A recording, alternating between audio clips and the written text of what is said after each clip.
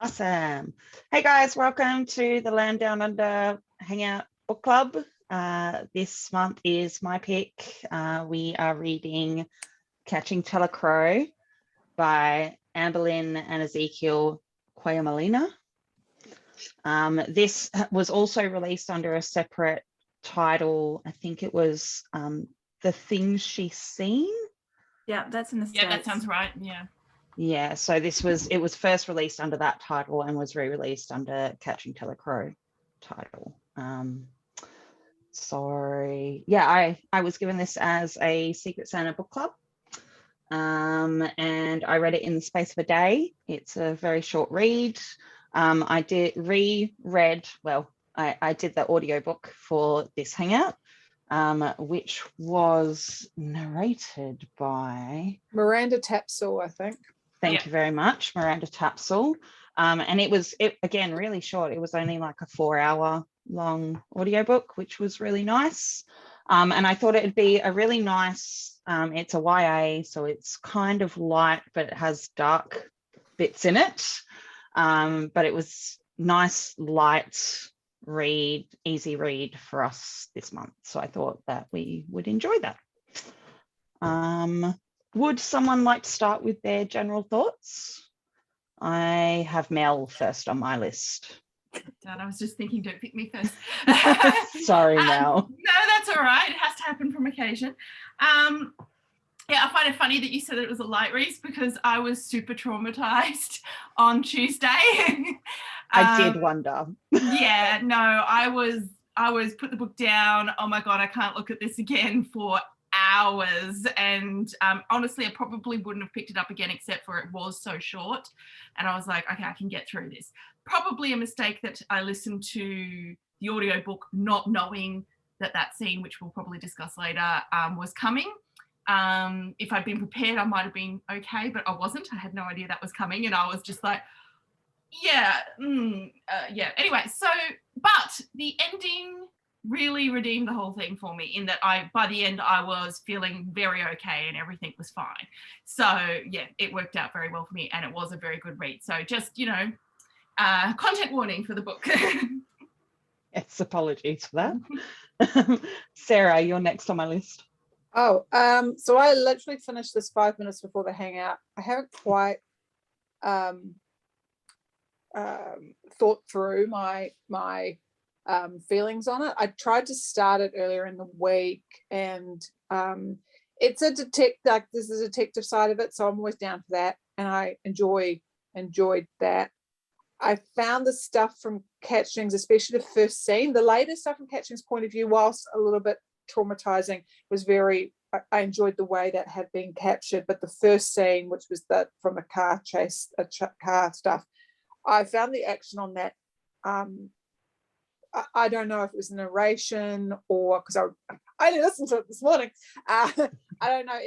I was really struggling. I was like, if it's all going to be like this, I'm going to probably give up. But then we went to Beth and it felt, so I don't know quite how they divided up the writing.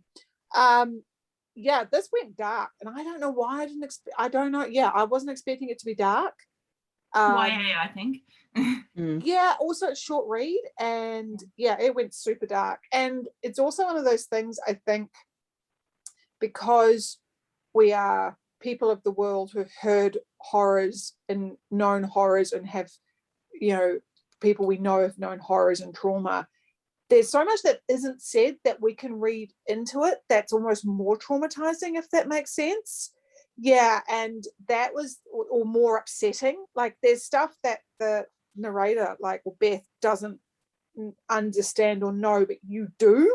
And I'd be curious to discuss as a group how we think that would come across for a younger audience, or how they would take that in, or whether this would be something they would reminisce on later. I enjoyed the narrator was very good. I think the direction could have been improved a little bit, but I thought that she herself was very good. And it was nice and clear, and I liked the little audio breaks between the two narrators. It made it quite clear whose point of view it was.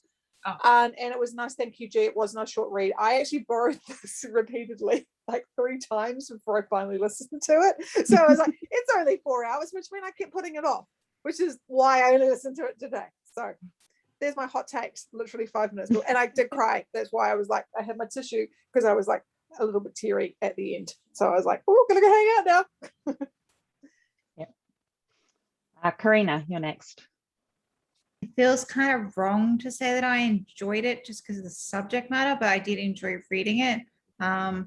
Agreeing with you, G, it was a really easy read. I got real Pan's Labyrinth vibes from it, with the whole juxtaposition of the little girl living in her fantasy world and making up what's actually happening to her, depending on how you choose to interpret Pan's Labyrinth, I suppose. And I love that movie, so I really liked the whole juxtaposition type thing. I really liked the dual narrators. I quite enjoyed reading both girls' different chapters. And I think that made it a little bit easier to get through as well. And like Sarah, I only finished it about 5 minutes before we jumped into the hangout as well. I had like 80 pages to go at the start of this week, and then work happened. And so those 80 pages took me a week to get through, as in they took me this afternoon to get through. But yeah, no, I liked it a lot more than I was expecting to. Excellent. Elizabeth, you're up. Okay, well, I have a long history with this book. This would be the 3rd time that I've read it. The first time I was actually on the panel of judges for the 2018 Aurealis Young Adult category. And this book was awarded as that particular award. So I should say right here and now that the opinions I express are only my own and don't reflect the remainder of the Aurealis Awards. And I've also reviewed it for the Skiffy and Fanty show. So on the whole, I think it is a brilliant book. And I have lots of thoughts about it. I think it's really worth reading. Show you my book.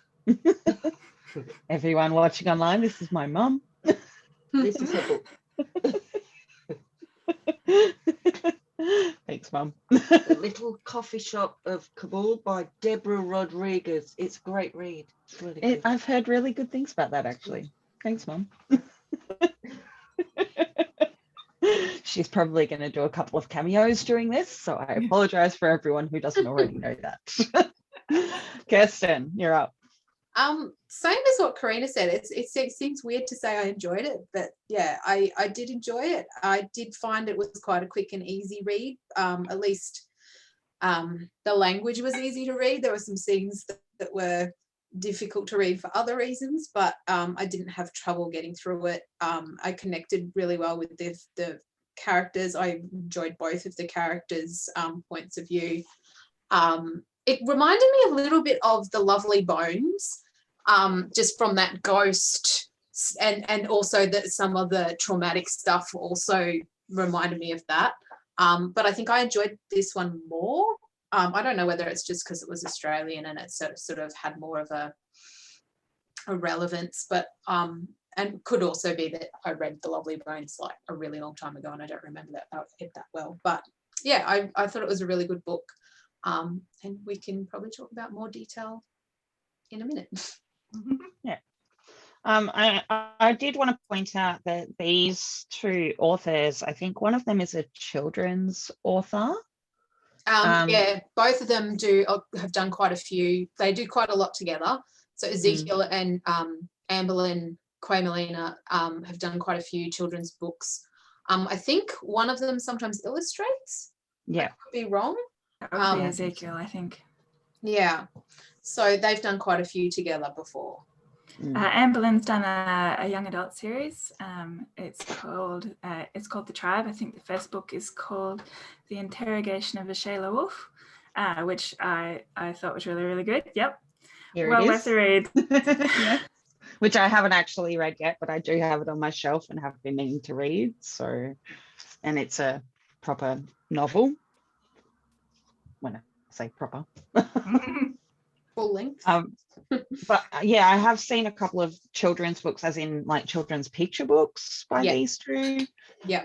So and when I said to my mum, I'm doing book club tonight, you should come, here's the book, you should read it. Mum did the excerpt from Goodreads, and she said the writing style was a bit too YA for her. But I think at the beginning it kind of tricks you into that because of the darker things it gets into later. It is YA in its writing style, but it is not YA in its content style. Definitely. Yeah. I was wondering about that because I was sort of thinking about whether this would be a book that could be used as a story for high schoolers to read in English and things like that. And when I got to the scene, I was like, yeah, probably not. I still think in year 11 and 12, I think they definitely could. I mean, year 11 and 12, they could. Yeah. We read in those upper grades would have been probably worse. And like we read Lord of the Flies and stuff like that. Yeah. Hell, Hamlet. Yeah. So definitely in upper high school, I would think.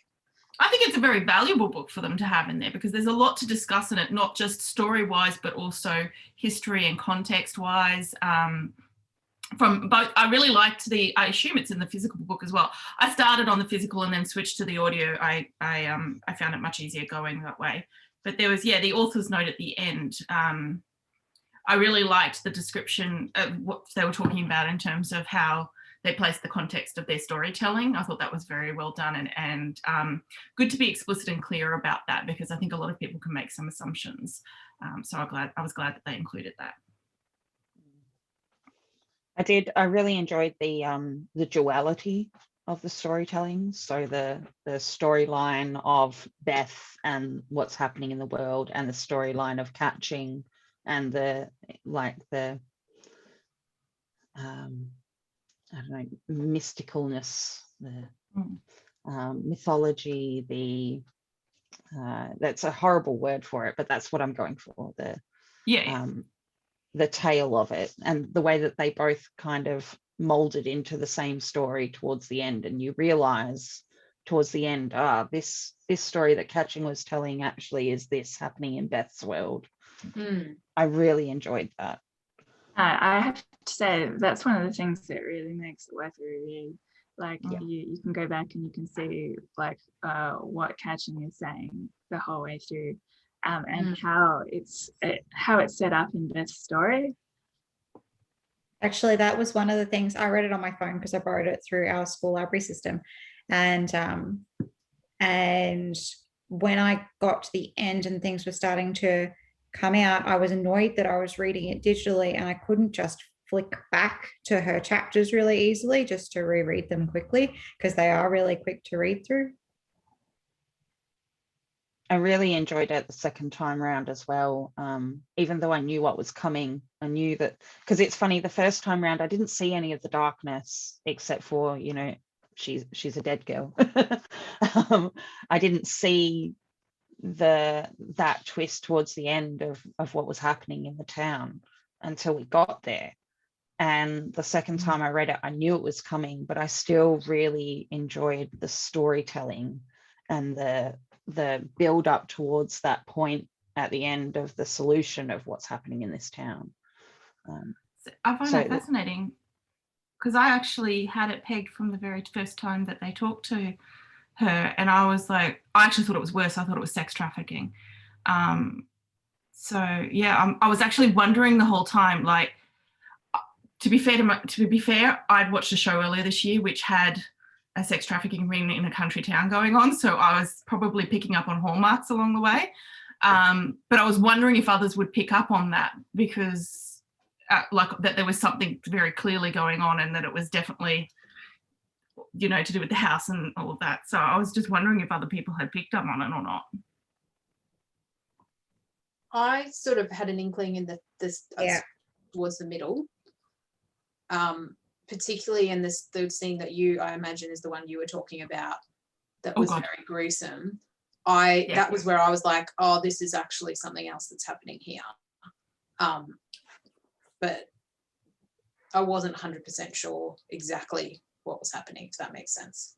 I'm trying to think how many there was 3 stories from Catching, right? There's the 3. She's- Yeah. I think the first one I was very much like it was an action sequence, and it didn't. I struggled with the writing in that one, to be honest. I found it not compelling enough. I wasn't engaged. I was like, come on. Whereas the second scene, very engaging. And that's when I think I was like starting to, you know, I knew it was something Sarah. I knew it was Sarah. And that was the name of the alley's Sarah Blue. right? Yeah. Yeah, Sarah Blue. Yeah. So I knew it was Sarah. Yeah, definitely, you know, figured kind of definitely that the last one I was like, aha, right, okay. But what I couldn't work out was whether Sarah was not there or not, or whether she was just, you know, so battered from it that she had lost her color, if that makes sense. I didn't know whether she was dead or just Traumatized. given up, if Yeah. that makes sense, after 20 years. That's the bit I couldn't quite work out. So yeah, I still can't, and admittedly, you know, as I said, I only finished 5 minutes before. I'm still trying to work out whether Catching was the person they were referring to in the hospital. Oh, you know, we found her wandering along the riverbed, like, because all these other people in the town talked about it, or if that was just some random other person. And so if someone there was another girl, and it was so when I re-listened to it, I realized she had headed towards the right room and seen the right girl and went, Dad, here she is. But as she went to say that, Catching called her. And she got distracted by Catching. So Catching and the girl wandering around were 2 separate people, and they didn't actually speak to the witness. Okay. Do we think the girl was also caught up in everything? Because because the thing that triggered me was, well, not triggered, but the thing that I thought, oh, it could be that it was the same person, because they said they found her wandering around the riverbed, you know, high, and as we found out, they were using drugs to suppress the girls. So I was like, it could have been that same. But when they escaped, they were very much not drugged. So yeah, I wasn't sure, so I couldn't quite remember. I think she could have been a potential, and that, I don't know, the sequence that happened in Catching's tale came to a culmination at around about the same time as this girl could have been a potential person. Thanks for helping explain that, G, because as I said, I didn't go back and like Karina said, I was like, I want to go find out what happened in that first hospital scene, because I feel like, did I miss something? Or Catching was not Sarah either, so Sarah was the crow. I got that. It was in the in where she met the crow. That was where I was like, I know that's Sarah. That was the she didn't call her crow. Did she call her crow from the beginning? I was like, that's Sarah. Called her crow. Yeah, she did. Yeah, so I knew that was Sarah. I just couldn't work out whether Sarah was actually dead or had just given up all hope because she'd lost all color. I was hoping for the second, but not surprised it was the first. Especially because she said something about, like, it was connotations of like shame and they're taking away my color kind of felt like trauma, basically. And I was kind of hoping that it was just that, and not that she was actually dead. But maybe I'm too optimistic. And Sarah's saying you need to become dead, you have to give up, you need to become dead. Like I understood that. Like just be dead inside and don't feel it, don't care about it anymore, and just be like a zone out, basically. That was so that was why I was kind of like hopeful, especially when Sarah started getting some color back. But it was also really cool that there was like, I don't know the right term, G, because none of them's right. It's the mysticalism or the spiritualism of her as the crow. Like, that was very cool. And I wasn't sure whether everything was going to get explained or if we would still have some of that. And I was glad we still had some of that. So that was really cool. Yeah, I like that it wasn't just the only, for us, fantasy element was the ghost part, but it was also the Crow part as well. And I was like, yes, great. Because I was expecting it to come to a real world conclusion about all of that. And I was actually very pleased it didn't. Yeah. It was nice. So. Were you going to say something then, Elizabeth? Oh yeah, I was actually. It's not, the grey is not that she's dead. The grey is the trauma or the loss of hope. Like they're completely separate things. And I like that too, that you can bring hope back to a ghost. Yeah.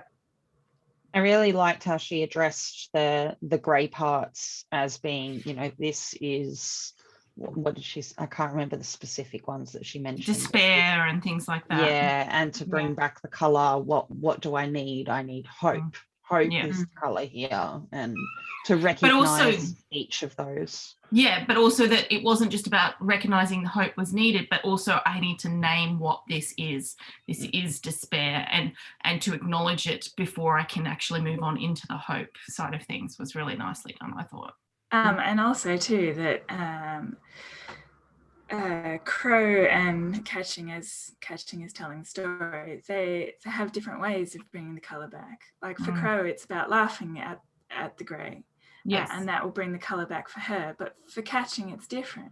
She has to name the thing and then like find the antidote. Yeah. It's a really good conversation on mental illness and our mental state, in that not everybody deals with it the same way. So, and to be able to recognise what it is and what the opposite effect of that trauma and I don't want to say the fix, but no, the opposite of that, acknowledging that you can't get past trauma without acknowledging what it is first, right? Yeah. Well, that to do so is perhaps to bury it rather than to actually deal with it. I'm just going to go and get my book because I had a feeling I wanted to remember and now I've forgotten it. I'll be back. I was just going to say, one of the things that I like is that yes, it's dark content and everything, but like there are like genuinely warm relationships there that like help balance it out. Like, and particularly the relationship between Beth and her dad, like genuine affection there and really want what's best for each other. But it also does this wonderful double duty of like, because Beth's dad doesn't want her to see like dead bodies and things, it cleverly keeps like things off screen. I was thinking the exact same thing because I was like, oh, thank God they didn't have to actually show us that, because when the other cop comes out and vomits, I'm like, yeah, that's all I need to know. I don't need to know the details. Don't need to know the details. I'm glad I was outside with the girl and I wasn't inside with them. Yeah. Well, I think by that stage you didn't need the details, right? Like you knew what was going on. So and that was done a lot throughout the story, like they alluded to a lot of things without showing you exactly what happened. They just alluded to it and you drew your own conclusions. Which is good, like you said, keeping it off screen, but also means your mind can work overtime with it, which is what mine was like. Yeah, especially when Ellie came out and vomited, I was like, it was like, okay, yeah, it's worse than I thought. Like that. Like I had the same problem with the illusion during the traumatic scene. In that, I actually think that illusion made it worse. And I was questioning myself afterwards. I was talking to Nye about it, and I was like, it wasn't explicitly described. Like that's the thing. I feel silly because it wasn't explicitly described. I shouldn't be this upset. It wasn't that long. It wasn't explicit or anything. And yet I think I feel worse than when I have read scenes like that before. When the feed was the first time at her insides? Yeah. That was a particularly difficult scene, I felt, as well, especially the second time around, because I was more aware that it was a real life experience. And so I was thinking, okay, the feed is a real person who's doing this to a real girl. What is he actually doing to her? and that Maybe- made it worse for me. Maybe that's why I struggled with the first time, because by then I'd already known what was going on, and I was just immediately That was in the it. scene that made me think that this wasn't just an actual fantasy world. This was something real that was happening, that she was telling in a different way.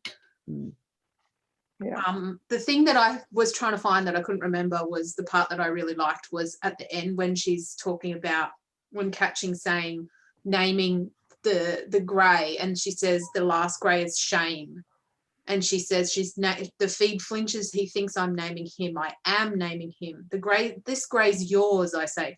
My colours are mine. I'm not carrying your shame for what you did, only my pride for surviving you.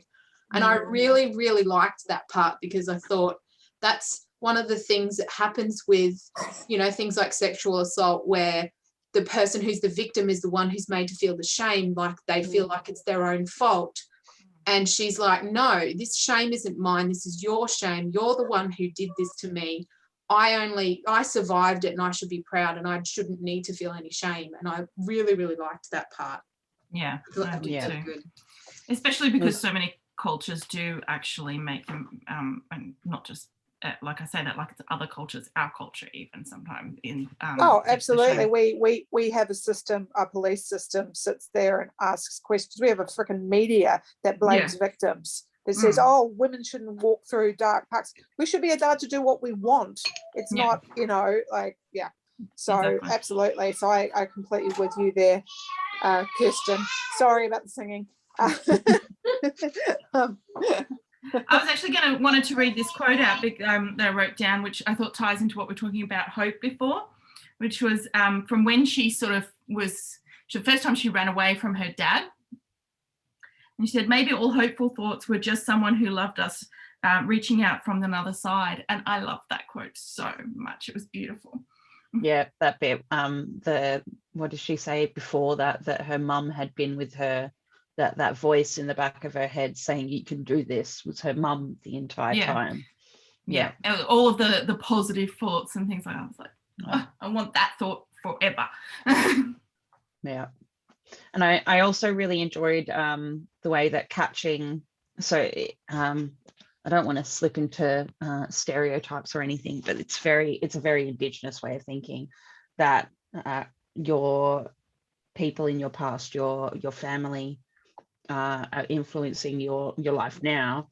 And so I don't identifying yourself in an Indigenous manner, you identify yourself by your ancestors. And so referring to my nana who swam like a fish, my grandma who was hard as a rock, and taking on those bits of her family to support her story and to push her forward. That was, I really enjoyed that part. Sort of recentered her and grounded her every time she was feeling lost. Yeah, it was beautiful. And I like the fact that it helped Crow as well. Yeah, I really liked it. But I was reminded of Game of Thrones, about Iron Game of Thrones naming her name, names. So I was a little bit named of that, but it was also the same action of grounding you, keeping your focus. But I love that, and I wasn't sure, G, but you've just confirmed it for me. It felt like an insight into Indigenous culture. That connection, which I know from my own white, exploratoriness of the culture, is that I know family's super important and ancestors are super important. But there was that was lovely, in that I felt like that was how it could be thought of in a modern way of drawing on those different strengths and what you'd heard through the stories that have been handed down. So I also really I love that constant focus and centering, and was sure that must be some kind of confirmation, but it was good to hear that from you. So I think also it's a good way of exploring Indigenous history with colonialist Australia. Yeah, no, and Stolen Generation as well. Yes. And as after reading this, I was like, I think I'm going to stop saying Stolen Generation and say Stolen Generations. Yeah. But the other thing I really liked was the fact that that concept was also reflected in Beth Teller, in that she was constantly, whenever she was feeling a bit lost, she would reground herself with thoughts of Aunt Viv or the cousins and all of that. So it was done in a different way, but it was still that family connection and how that gave strength and grounding and all of that for her as well. And her father as well. She was trying to get her dad to stay in that Yeah. family and not distance himself from them. That's what I was about to say too. Like she wasn't willing to move on until she knew that he was going to reconnect with the family and not be known. I did get it. Like at first, there was a scene, and although it did turn out to be that the reason why, because when he said, "Oh, it's the cousins," and he said, "I let you down" or something or other, I actually thought it was because, and maybe.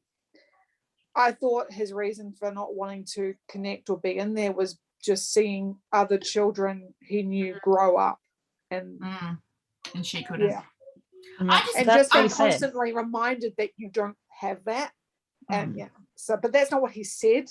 But that's what I thought he was going to kind of go into, and I was like, oh yeah, I totally get that. If you come to something and you're like going, and here are these kids that would play with my kid, and I don't. That is what I don't have. Like that was what, I don't have that. That's not going to be my life. That's what I thought I was going to have. Like it'd be this constant mourning for her dad, of being reminded of a life that he was never going to have, a child he was never going to have. So I totally got that. I thought it was really good. He didn't say it that way, but I sort of took that on. I did feel though that it really did show a teenager mentality of the situation, that she felt like her dad had to do it now. Like, I get for her it was because she wanted to move on partially as well, but also I just felt like he's mourning, and he's actually got you there reminding him constantly to keep in that mourning state. He hasn't had the space to do what he needs to do for his mourning, however long that needs to be. You're sort of pushing him in a direction, and that is possibly needed, but also you're not balancing it with the time that he may need and the space he may need. And I was like, that's such a teenager thing though. So I felt like it was good to have that sort of reflection on the fact she's still a teen. Absolutely. Oh, absolutely. It's also a reflection though on, I think, society as a whole, that, there's stages of grief and you go from one to the other, not realizing it's a Venn diagram, and actually they never really go away. That just some of those circles get smaller.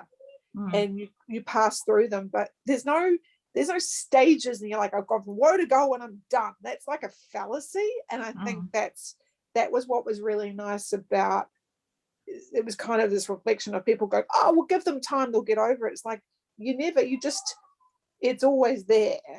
There's some, like whatever stage it might be, it's there. So you may deny it for a little time, but it's just a smaller period of denial, or it's a smaller, you just bump around. I suppose they acknowledge that towards the, like, right at the end when he said, I'm always going to be your dad, and I want to be a dad that you're going to be proud of. And that's really nice. So really beautiful. It was all just to say, I agree, Melanie, and I thought this was a good sort of, it was a good sort of look at that. Who else though thought that he actually couldn't see her and she had? So I actually thought he's just having he's being affected by her, and is for his grief is having a conversation with her, and she's there, but thinks that, like, I thought that was my thing at the beginning, is that she's a ghost, she's having the conversation, and he thinks she's just pretending to have a conversation because it's helping with his grief. Did anyone else have that when they first read this? Just me? No. Look, I read it quite a while ago, so I can't really give you like my first impressions or what your hot take. My hot take, because it was what would have been 2018, I think, that I first read the book. So I thought that was going to be one of the before it went really dark.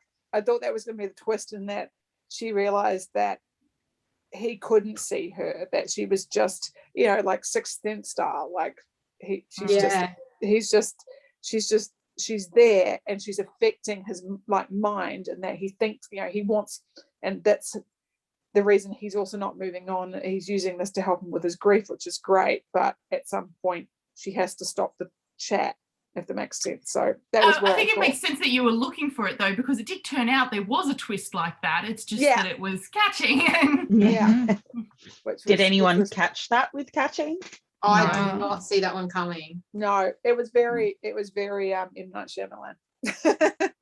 And the I don't know, the first time I read it, I thought at the first section of Catching's Tale that she was talking to her dad, his not to Beth, thank you. That the story was for her dad about and I suppose it was the story of the house, but the story was more for Beth, wasn't it, towards the end? It was more to help Beth work through things, and she was talking pointedly towards Beth about some of the things that she was saying then. Yeah. I mean, I think I don't know, but I thought it was pretty clear that she could see Beth straight away. Like as soon as they started hinting at that, it was very. Oh yeah. That wasn't a particularly. It was that really wasn't a surprise. I was like, yeah. I also like the idea of, and it was mentioned a couple of times, but it was only said vaguely, about there being different sides of life. So about them moving towards the colours, but the colours only being one facet or one side of a whole, and that there was more even beyond that as well, and that Catching was the one who could see multiple sides, and that's why she was able to be there and tell the story to begin with. I really like that concept. Yeah, I agree. There was a lot of really good ideas behind it, and that was definitely one of them.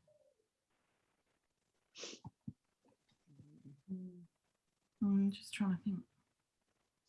I'm thinking about the symbology of the crow as well, like a crow being the guide for a spirit after their death.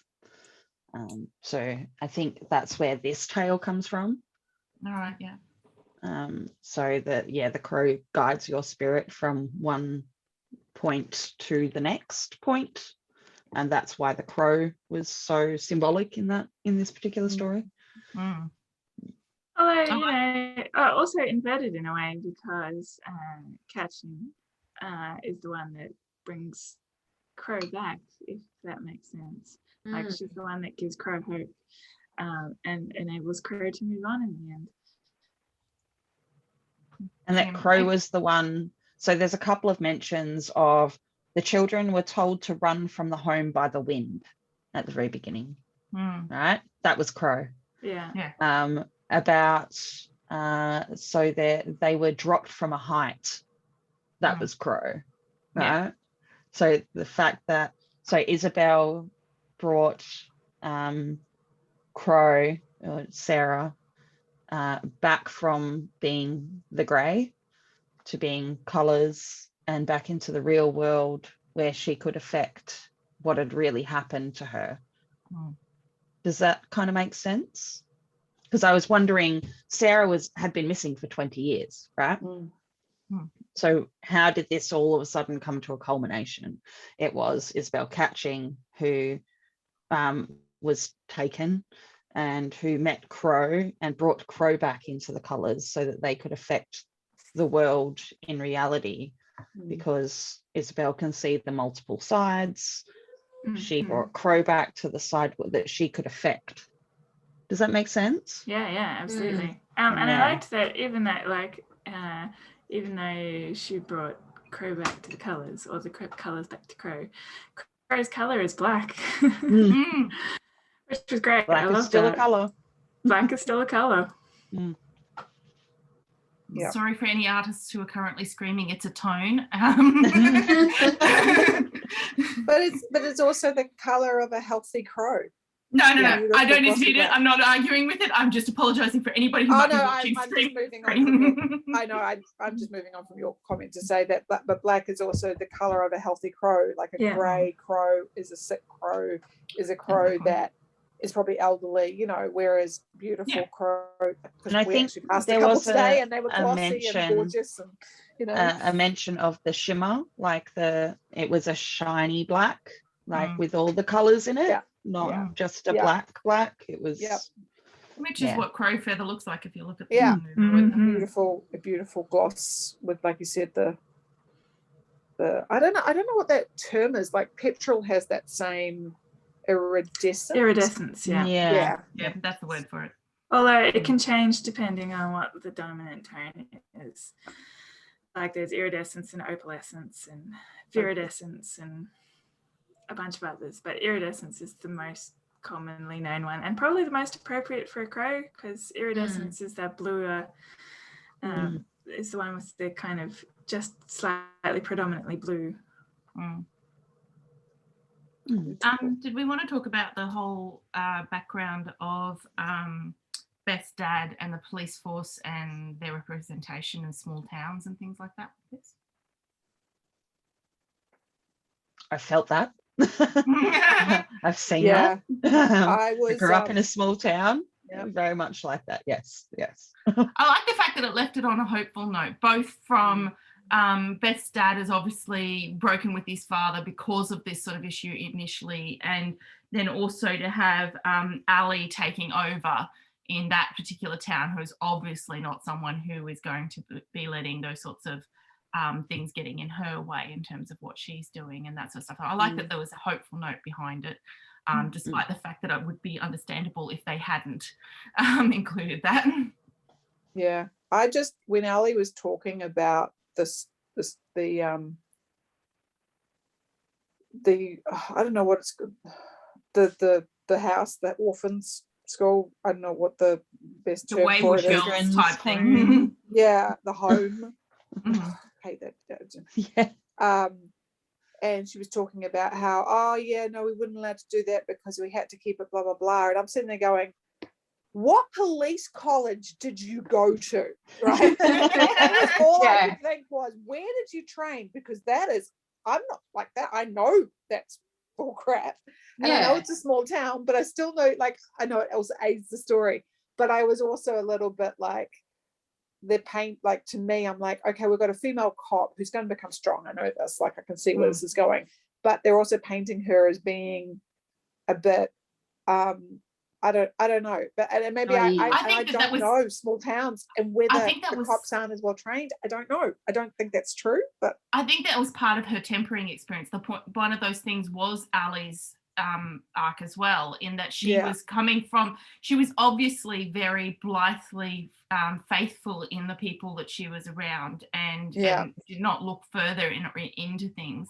And this would be a tempering experience for her, in that she was going to be a better police person because of going through this experience. Think about small towns and their police forces, and I'm thinking more like the power hierarchy and the patriarchy. You don't question your superiors. And men are the workforce in those small towns. You know, women are meeker, and it still happens now. I see it still now.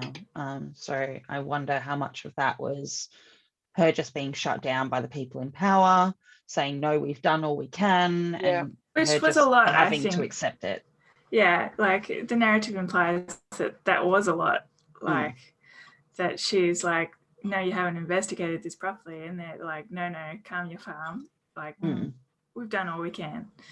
So, but by the same token, she was very admiring of what's his face, Derek Bell, and everything too, and rather blind on that perspective as well. So I think there's a little bit of both going on there, perhaps.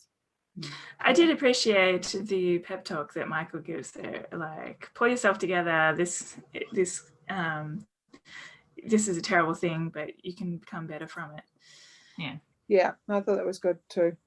I really liked at the end how she was like, all right, well, I guess I'm not going to be looking after this anymore. We're going to have to get these people in to research this. No one's who's had anything to do with this town can research this. No one can do any of the police work on this. Please get your people from the city in right now. And took a step back, you know, like she knew that it was not something she could resolve from that point, now that she knew what had Yeah. actually happened. Yeah, that self-awareness, even not just of the rest of the town, but of herself, that there would be bias involved if she persisted. So it Yeah. had to be handed off. And I appreciated that they wrote that she came, when they both came up from the bunker, like she threw up and then said, I'm going to go down the river to wash my mouth out. And I appreciated that it wasn't seen as a flaw or a weakness. I really liked that, because, you know, often women like, oh, you're so sensitive crap. I'm like, no, that's just being human and being empathetic. That doesn't mean she's going to be worse at her job or anything like that. She's just having a natural reaction, and she's like, and I appreciated that. And It without wasn't- that, it wouldn't Yeah. have driven home that scene. Mhm. But I Like also Mel liked said that it before, was you also- know. It's also character defining that she's always going to be an empathetic cop, but also then she's like, okay, I'm done. I need to wash my mouth out and get on. Like, you know, I liked that. I just thought that was really that matter of fact writing was really good, because it also told so much about, you know, also Mike, Beth's dad, just didn't make a comment. It was like, yep, that seems a completely like. I mean, I'm pretty sure that like this story describes he looks a little sick as well. Yeah. And I imagine he's seen some things in his course of work, and even he looks unwell after that. Yeah, I think she said something like he was as white as a sheet or something, you know, like his face was really drained of colour. I don't think I just appreciated that being added, and also it not being, because it also, I think for anyone reading it, it's like, this it's not a flaw or anything. It's a human thing, and it doesn't detract from someone doing a good job and getting on with things, you know. So I like that. And that sounds weird. I like someone vomiting, people. It's weird. It made it more real. Yeah. I thought it was a very clever device to show how bad something was without having to detail it and tell us precisely what it was. Like, I thought that was very clever, especially for a YA book. In fact, sorry, I was just going to say, you can cover a darker subject matter without having to be explicit about it. And this way also avoids avoids fetishizing violence and death, like in a way that, you know, YA as a genre might do sometimes, and certainly like mainstream TV and movie culture does.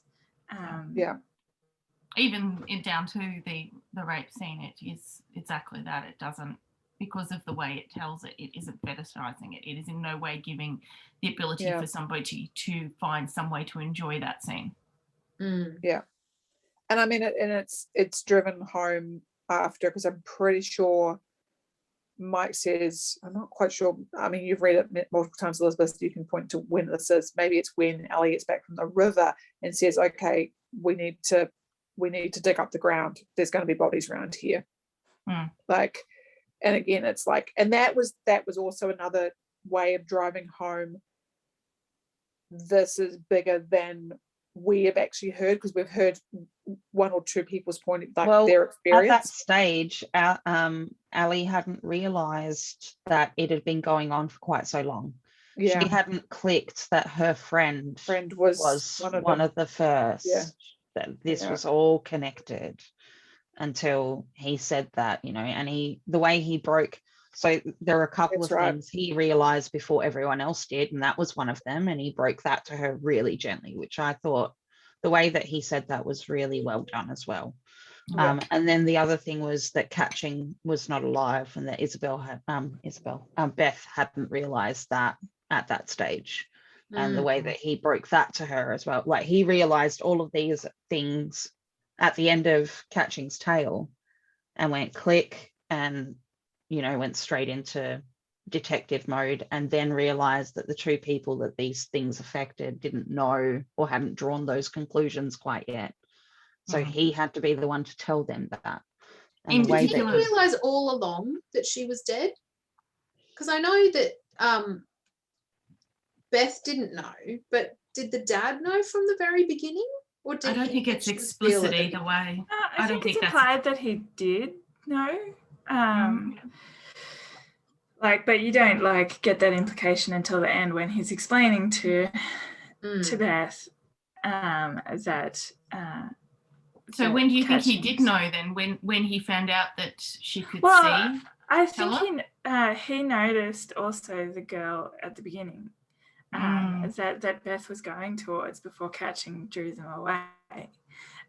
He had noticed that, and you know, he's a detective. He can put things together.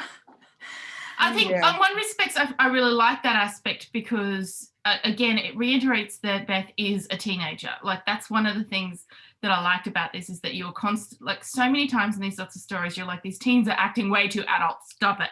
Yeah. And so it was just a reiteration that he was good at his job and that she was just a teenager. She still hadn't had the life experience to piece things together. She was smart.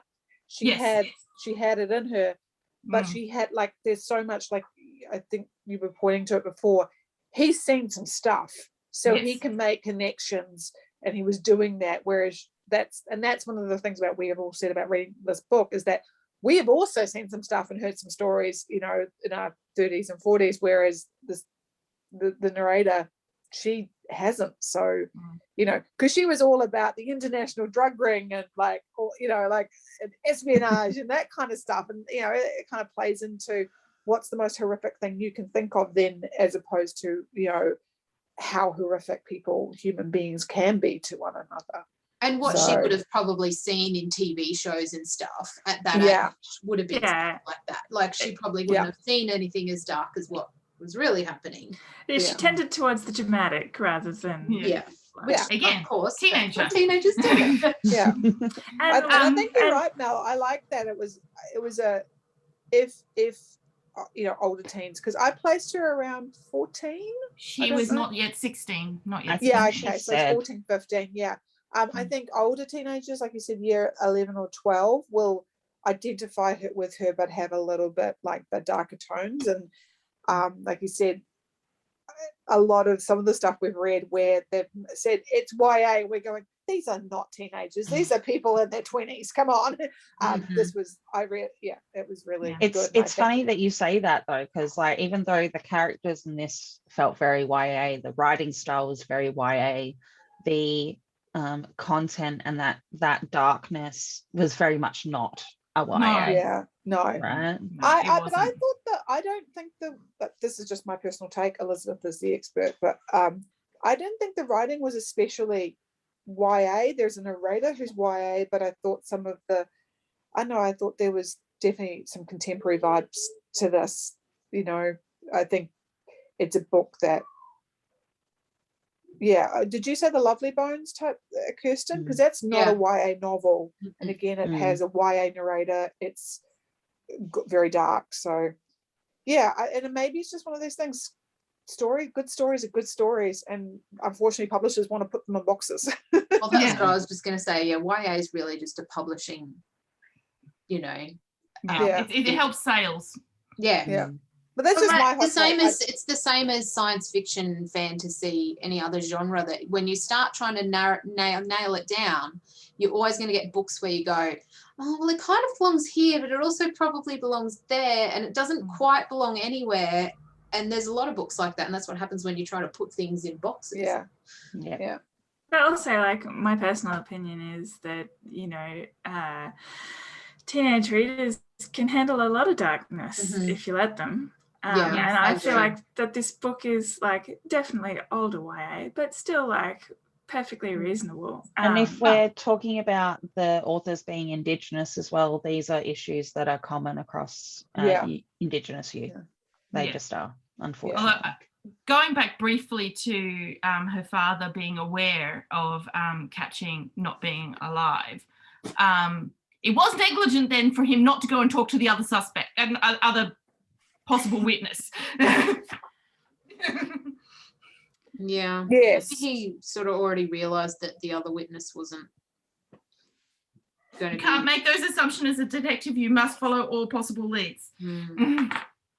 Well, maybe it was a symptom of him not being quite in the right state of mind to be back on the job, even though And he I'll was take back on the job. that. I will take. There was a point towards the end, like at the very end of Catching's story, where Beth says that, you know, he stood up straight and she realized that he had been slouching and hunching for months, that he was finally returning to who he was before she died. So he could have missed things because he was preoccupied with the ghost of his daughter. I will say, as much as I was criticising her, Beth, pushing him along in his process of mourning and everything, she was successful. I'm not criticising her success. I'm just sort of like, also let him breathe, honey, let him breathe. And I didn't think her being there around him all the time was necessarily helping him move on, right? No, it reminded me very muchly of that Robin Williams film where he dies and his wife... What dreams may come.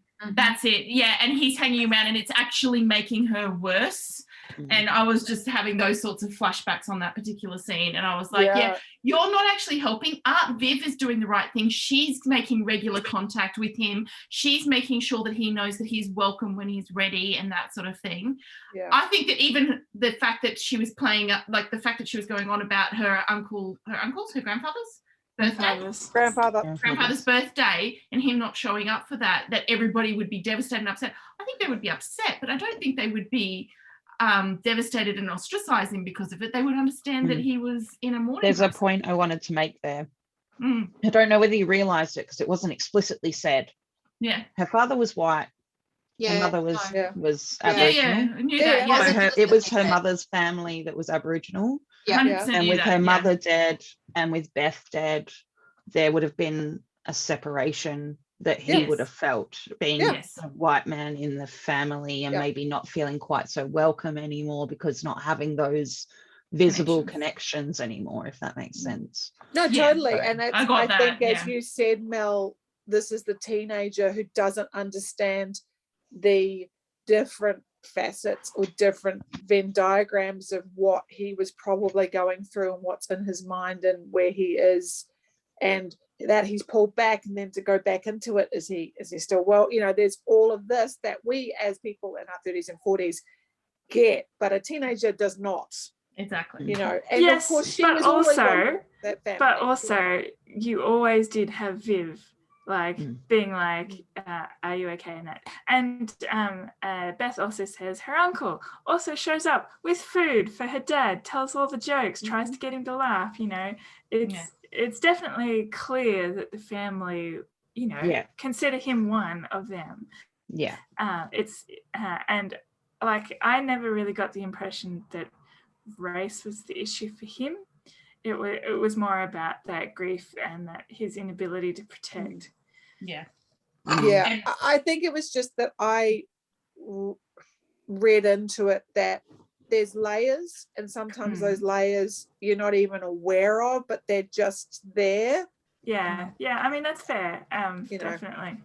And I think that that's the thing. Like that, it's what I like about this story so much is that there's so much about it that is not an easy, this is the right answer kind of situation.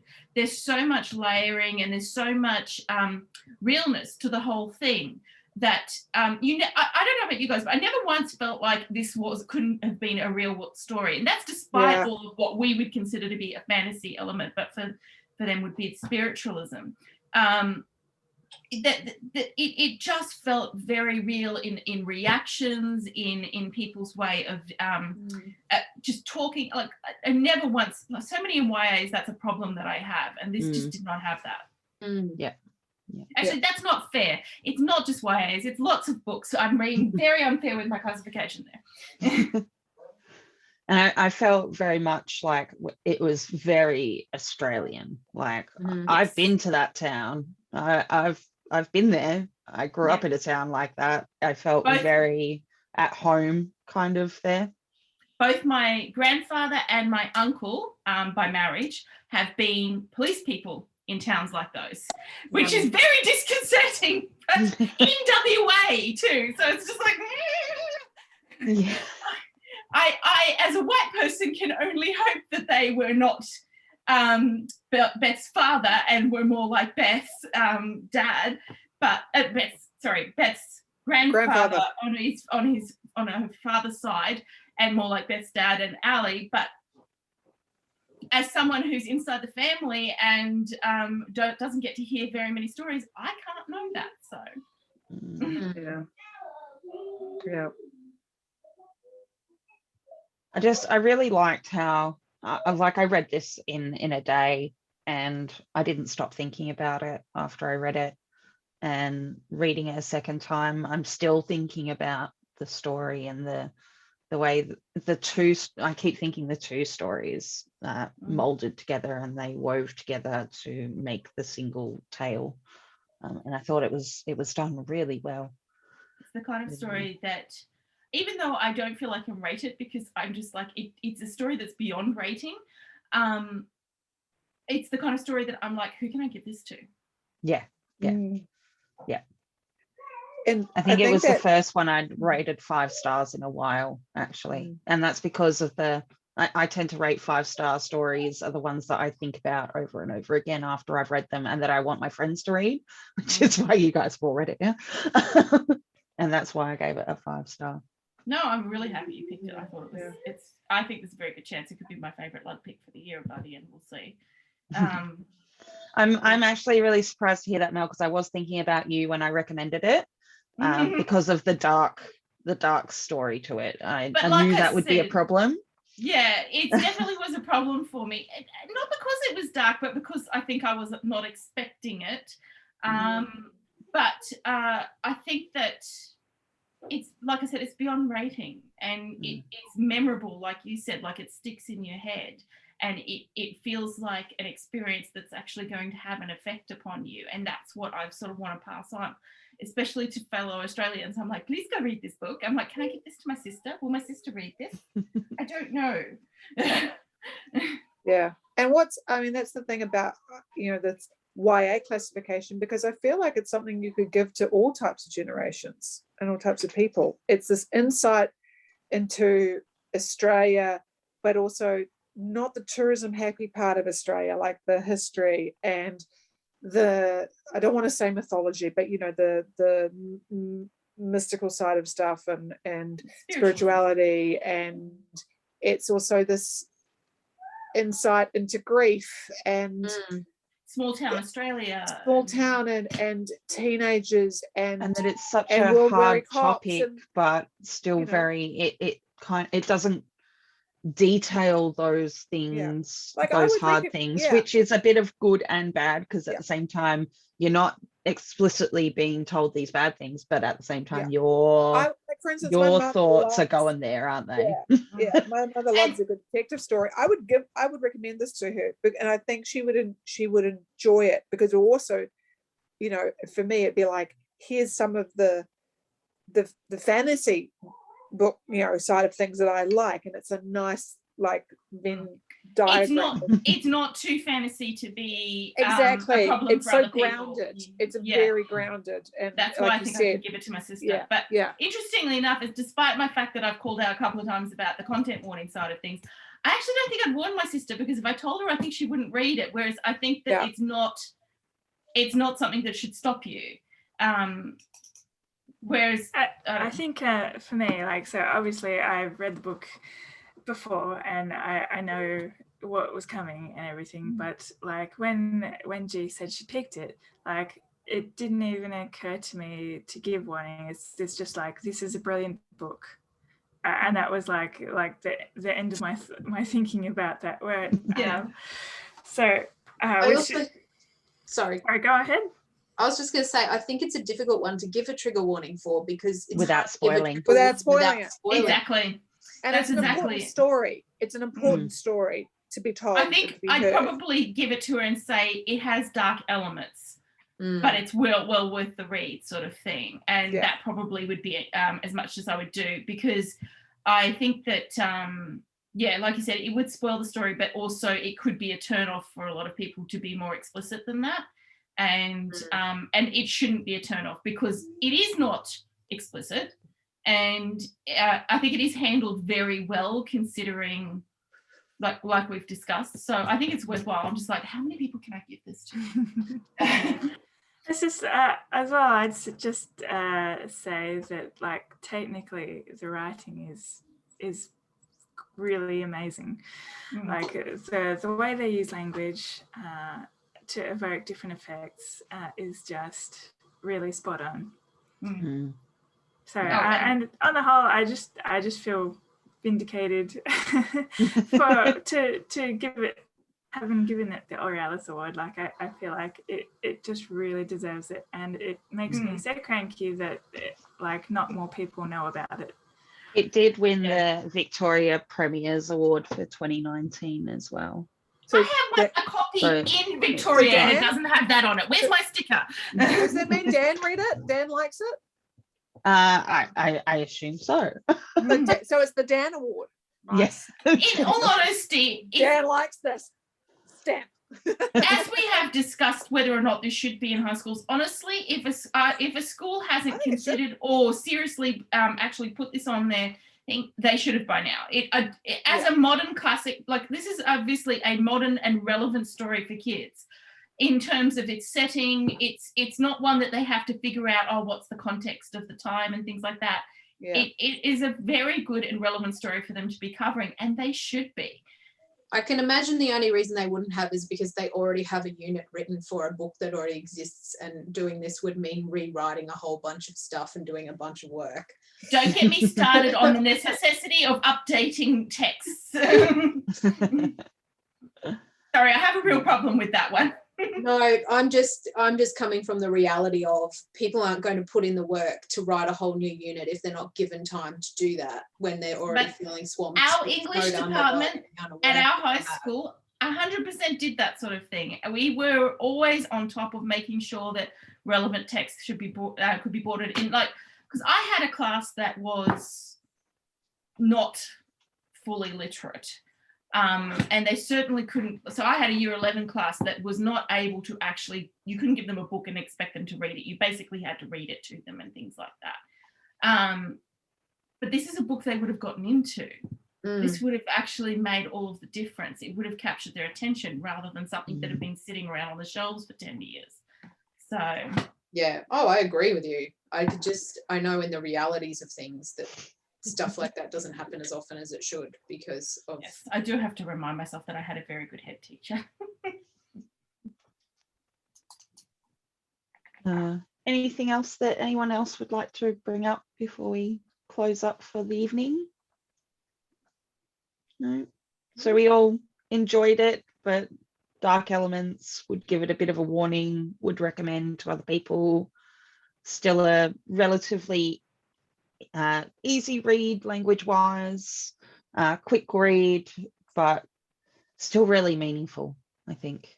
It has all of the no barriers, in my opinion. Like there's absolutely no reason that anybody could not read this book. Excellent. Sorry, just to close up, we the Land Down Under Hangout, we read Catching Crow by Ambelin and Ezekiel Kwaymullina. I apologise. These are West Australian authors as well, I'd like to mention. And this was, I just did some reading, this was their first foray into YA. So, yeah, 5 stars from me. Brilliant. Sarah, did you want to mention your book for next month? Sure. It feels all a bit... so we're doing... oh, God, I hope I get the author right. Charles Yu, How to Survive in a Science Fictional Universe. I like time travel, people. It's not quite as cerebral as what we've read, but it should be fun. It's also a story about family. So it's about a father and son, and I think it's also Charles Yu is also a influential American Asian author from San Francisco, and he also likes to bring people into the world of his culture, which is the Asian settlement in San Francisco. So I believe we'll be experiencing some of that. So that should be cool. But time travel. Yay. I like time travel, people. Yay. All right. Cool. Good night, everybody. Bye. Night. Bye.